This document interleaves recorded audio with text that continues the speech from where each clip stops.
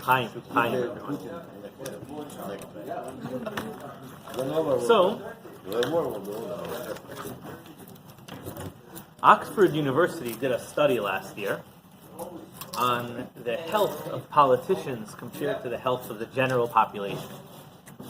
And he found a big disparity. In the USA, for example, the average politician has, the life expectancy of an average politician is 7 years longer than the average person. 7 years. 7 years, right? Now, of course, there are many reasons for this, right? First of all, they're usually wealthier. They have access to better health care. Why they are wealthier? But besides for all that, they're all crooks. What? They're wealthier because they're crooks. Well, the reason behind it they didn't dig into in the study. So, of course, the fact that they're wealthier, the fact that they have better access to healthcare, but also one of the factors involved is that people are more likely to elect someone who is fit and healthy to political office. Right? Biden released his health report a couple of months ago before he announced his campaign, and that's going to obviously be a big factor over here when you have two 80-year-olds fighting each other. Right? And people, even whether it's right or wrong, people pick one of the factors that people have in mind when picking a politician is the health and fitness of the politician. Now, the question is, what about when we pick a Jewish leader? Right? Do we also keep that in mind?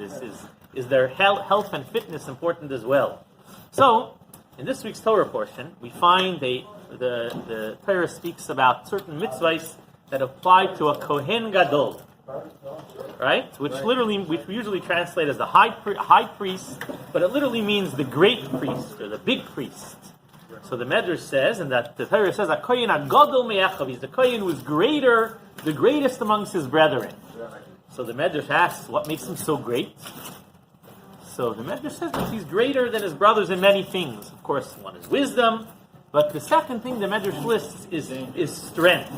He's greater than Bigvura. He has to be the strongest Kohen, has to be appointed as the Kohen Gadol. Right? And the obvious question is, why? Who cares if he's strong? If it's a wrestling match to see who's going to be a Kohen Gadol, what's the idea behind it? Right? And the Gemara says that actually Hashem, in order for Hashem to rest His Shechina on a person, one of the qualifications is that the person has to be strong, a Gibar. So, of course, one of the explanations that are given, the Rambam brings us down, that Gibar, we know in Judaism, a strong person is someone who can overpower his evil inclination. And that's how the Rambam explains the Gemara that speaks about the Shechina resting. But when you look at the Medrash in this week's Parsha, he goes on to explain, how do we know that Aaron was strong, was a Gibar? So we are going to learn how all the Leviim are later going to be sanctified to the service of Hashem. And the way they did it is that Aaron, the Kohen Gadol, physically lifted up all the Leviim. And the Torah tells us that there were 22,000 Leviim, and Aaron lifted all of them in one day. Right? Anybody lifted 22,000? If you do it like 2 seconds a person, I think it's going to be like 12 hours of work. So you have to do it pretty quickly. Right? 22,000 Leviim in one day.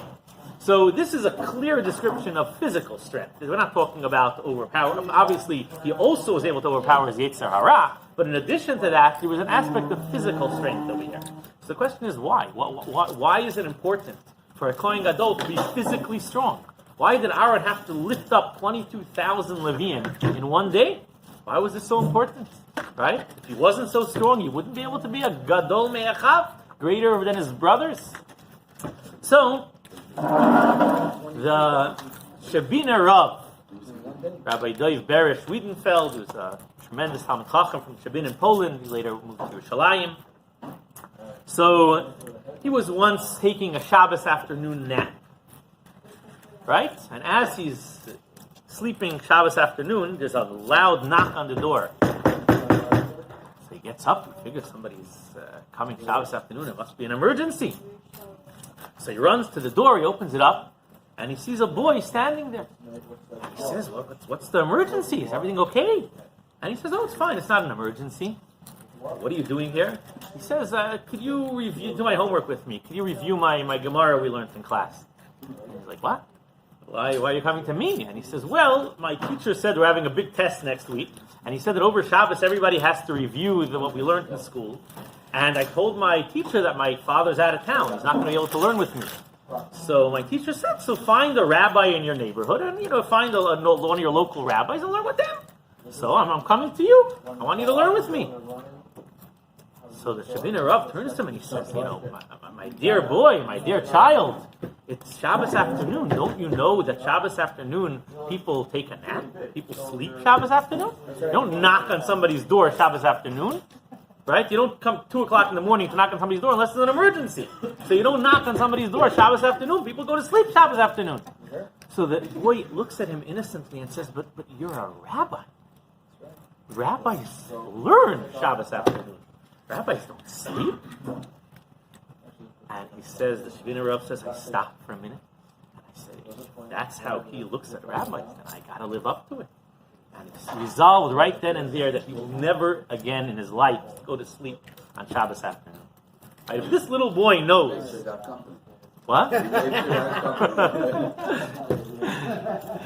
And he actually sat down. He originally was going to send the boy away. It wasn't the right thing. But he said, I never turned anyone away. If anyone who asked me to learn, I never turned anyone away. I'm not going to turn this boy away. And he sat down and he reviewed the Gemara with this boy. And he says, I learned that Gemara thousands of times, probably as many times as they hear in my beard. But I never had such chidushim, such novel ideas as when I learned it that Shabbos afternoon, when I canceled my nap and I sat and I learned with him. Right? And this is the way the boy looked at a rabbi. What, a rabbi goes to sleep Shabbos afternoon? A rabbi's sitting and learning. Right? Reb Chaim Kanievsky used to wake up every morning, 2 a.m. to learn. Right? They say that after he passed away, in Abraham, all the young boys who were born, they started naming them Chaim. But they quickly stopped when they realized the boys were waking up at 2 o'clock at night. Right? So he used to get up at 2 a.m. to learn.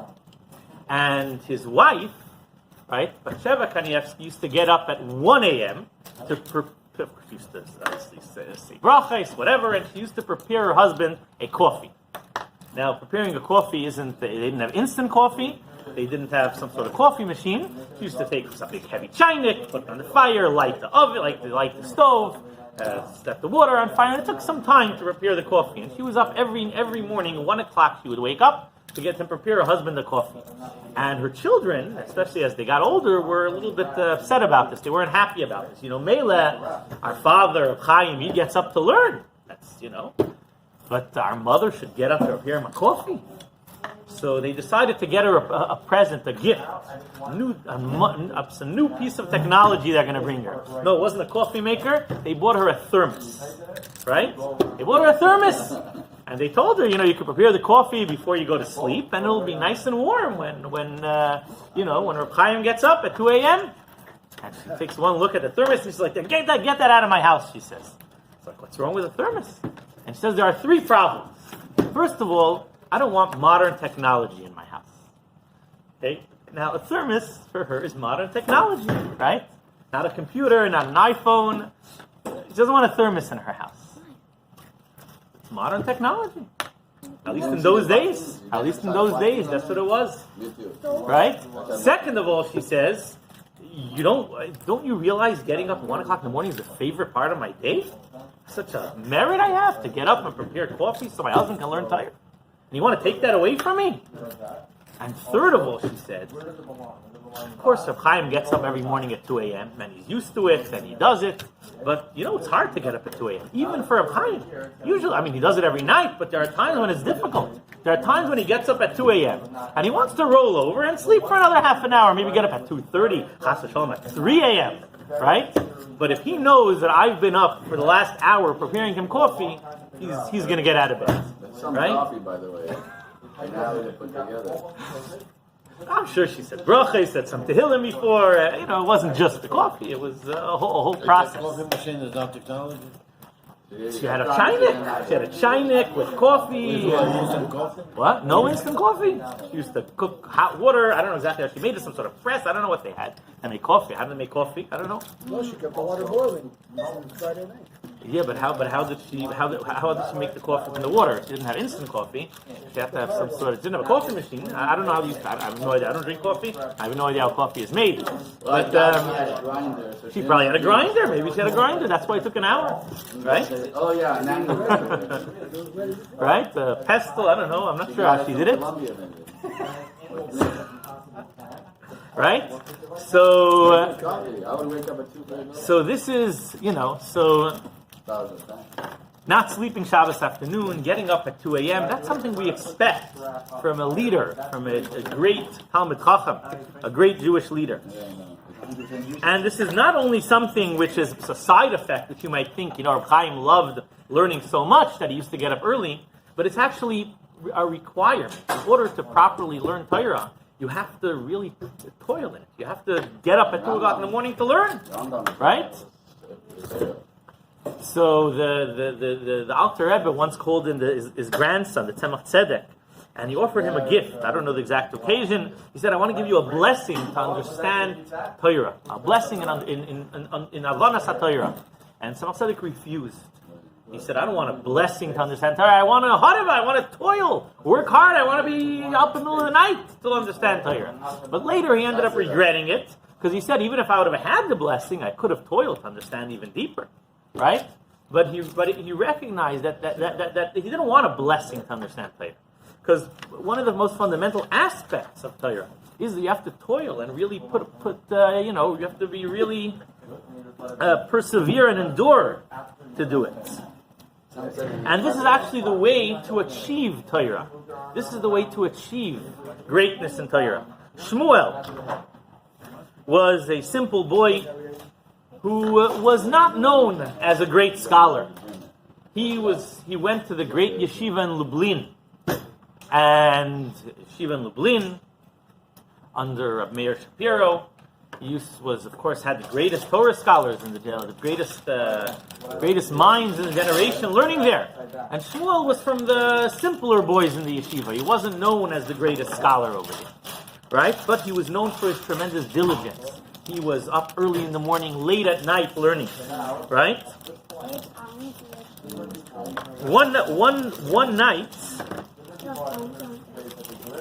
night there was a blackout in Lublin, right? No hurricane, but they had a blackout, right? And it was pretty common over there. And most of the Bachrim were sitting there, and there's a blackout, so they're going to go. So they all, they figured it's late at night already. They'll all go to sleep. But Shmuel remained sitting in the base medrash trying to learn, and apparently he didn't have access to candles, and he's trying to learn in the dark. But the moon is shining through the window, so he sits down. And he sits in the moonlight to start learning. And he's learning for a few hours, and the moon is moving slowly across the sky. So he has to keep on moving every 30 minutes. He has to move over to the next table, right? And finally, the moon gets all the way to the end of the room, and it starts going up the wall. So he stands up on a bench, and he's holding the sefer up against the wall to try to see in the moonlight, right? And as he's engrossed in his studies, he failed to hear footsteps approaching behind him. And suddenly he felt a tap on his shoulder, and he looked back and he saw the Rosh Yeshiva Reb Meir Shapiro. And Reb Meir says to Shmuel, he says, I give you a blessing, he says. Of course, I give you a blessing in the understanding and study of Torah, but I also give you a blessing that you should always be able to see, even in dim light. Furthermore, he says, you're standing here on the bench, right, climbing up on the wall to learn. I give you a blessing that you should always be able to stand strong on your feet.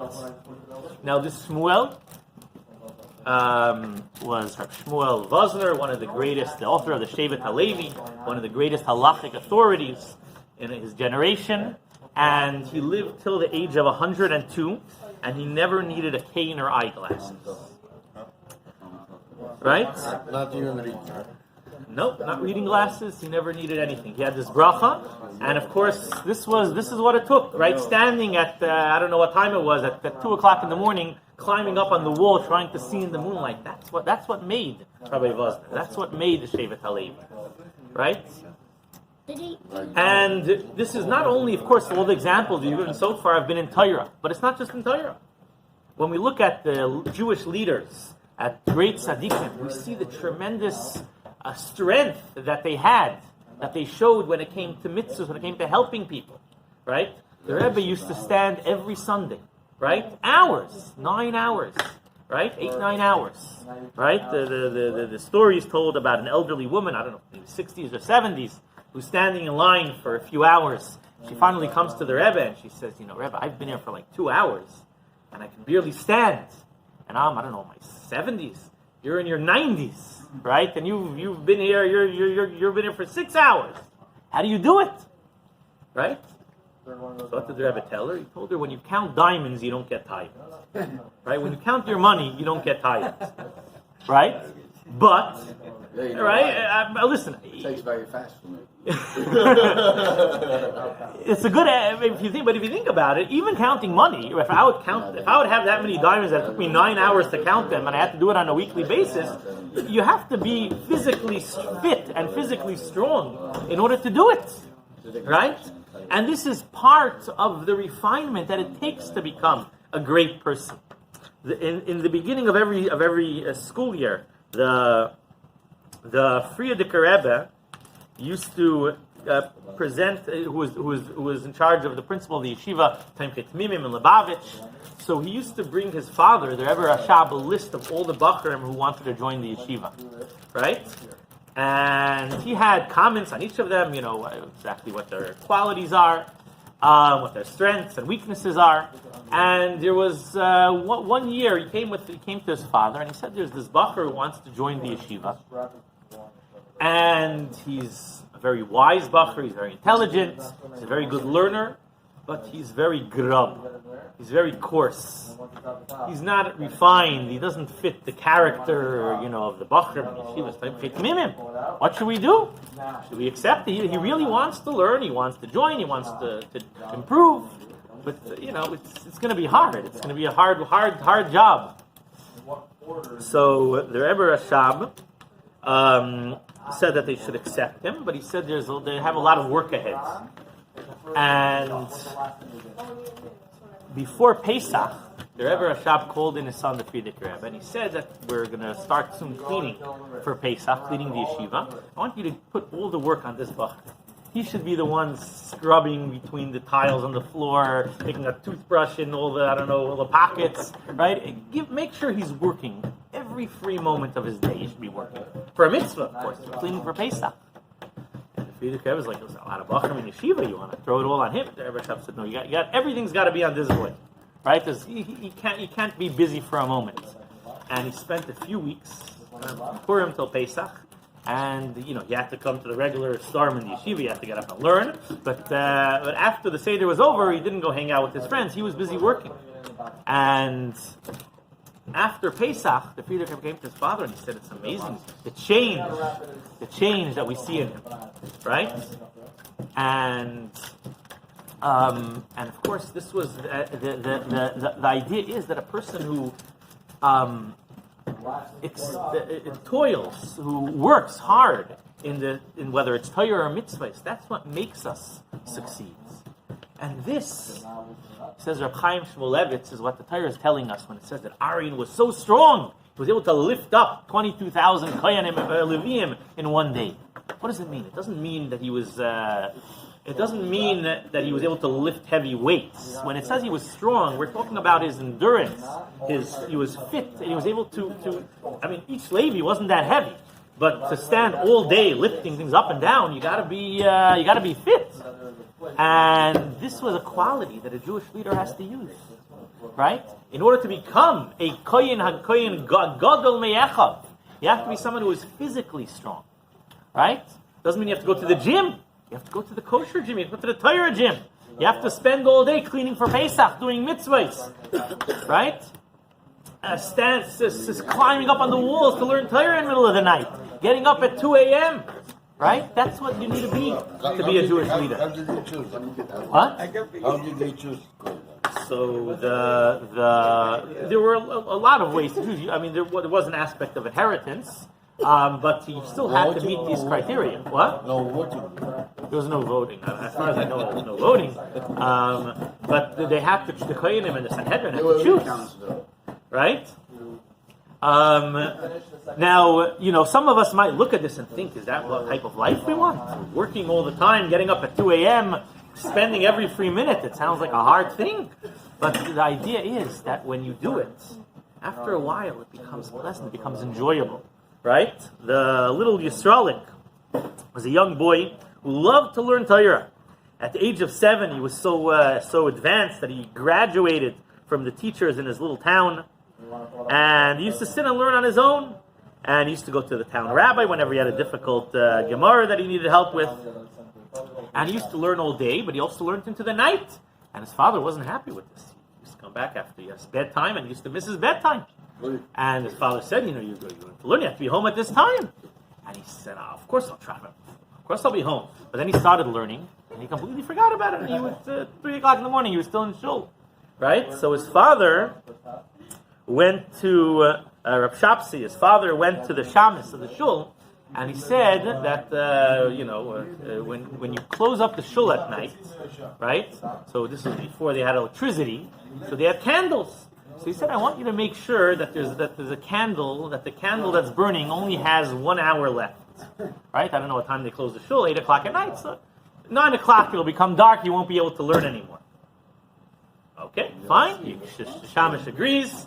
That night, 8 o'clock, 9 o'clock, boy's still not, Shul's still not home. 10 o'clock, 11, 12, and the father's getting nervous. He runs to the Shamish and he's like, did you leave a 1 hour candle? And he says, of course. So they run to the shul and they see there's still light in the shul. The candle's still burning. So they open the door and they run in and they say, the father said, Shapsi says, Yisrael, what's going on? And Yisrael picks his eyes up from the safer and he's like, oh, I didn't realize the time. And the second he looked out of the safer, the candle went out. So as he was learning, as long as he was learning, the fire burns, right? And he would learn late into the night, but he didn't realize it. He didn't realize how time was passing. Because this is part of the beauty of Torah, right? It is hard in the beginning, but it becomes easier and pleasant once we start enjoying it. And this is something we all have to work on, right? We have to realize that we have to be physically strong and fit to be great Torah leaders. Now, in the beginning, that's going to be very difficult, right? But as we continue, it'll become easier and more enjoyable for us. And to conclude with one final story, in the years between, from 1955 until 1963, every year on Simchas Torah, the Rebbe would teach a new nigun. And he would usually explain what the nigun is about and the story behind the nigun. So in the year 1961, the Rebbe introduced a new nigun, and he told over the following story. He said there was a Jew who was sitting in shul in Yom Kippur, davening, singing, and Yom Kippur ended, right? Everybody, what happens the second Yom Kippur ends? Everybody runs out of the shul, there's a mad dash to the, I don't know if they didn't, we hear if there's a cake outside, everyone runs to the cake. Over there, everybody ran home. I don't think they had cake in shul, and everybody rushes out of shul. And this one Jew is sitting there in shul. He doesn't even notice that everybody ran out. And he's standing, and he picks up one of his feet, and he puts it on the bench.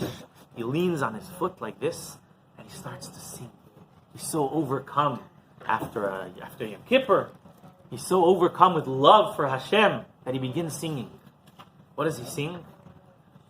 So the words in just the English translation are, pleasant songs and hymns I shall weave because my soul longs for you. My soul desires to be in the shadow and the shade of your hand, to know and internalize all of your secrets and mysteries. And he begins singing.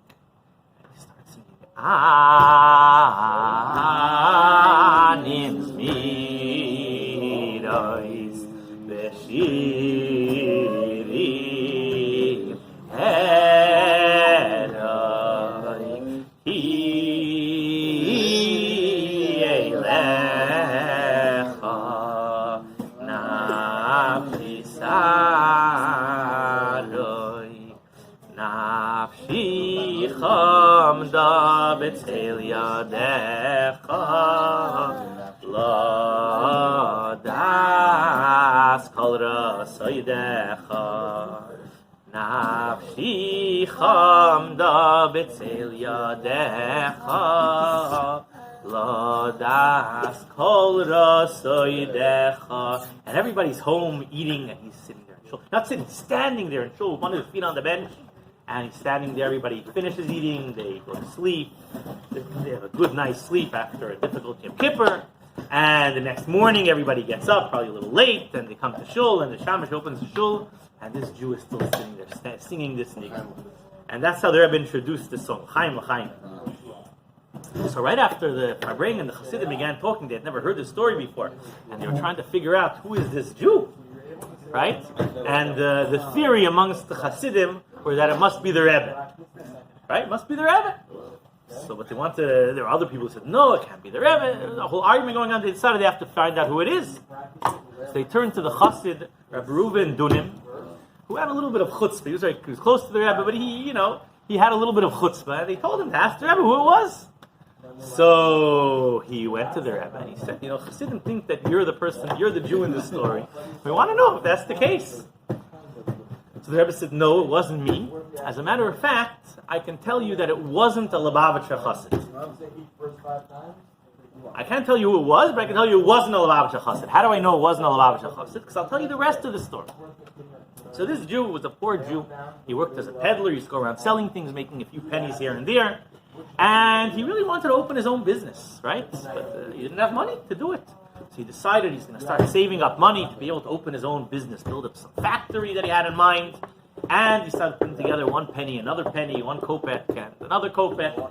And for many, many years, he put away money. I don't know where he kept it, but he had all his money stored away until he had put together a large sum, 300 rubles. And now he was going to be able to open his own business. He had big plans. He used a piece of land he was going to buy and build a factory there. And he's on his way to, he already arranged a meeting with the landowner. And he's on the way to buy this piece of land. He has 300 rubles in his pocket. And he notices this woman crying on the side of the road. So he goes over to her and he says, and he asks her, is everything okay?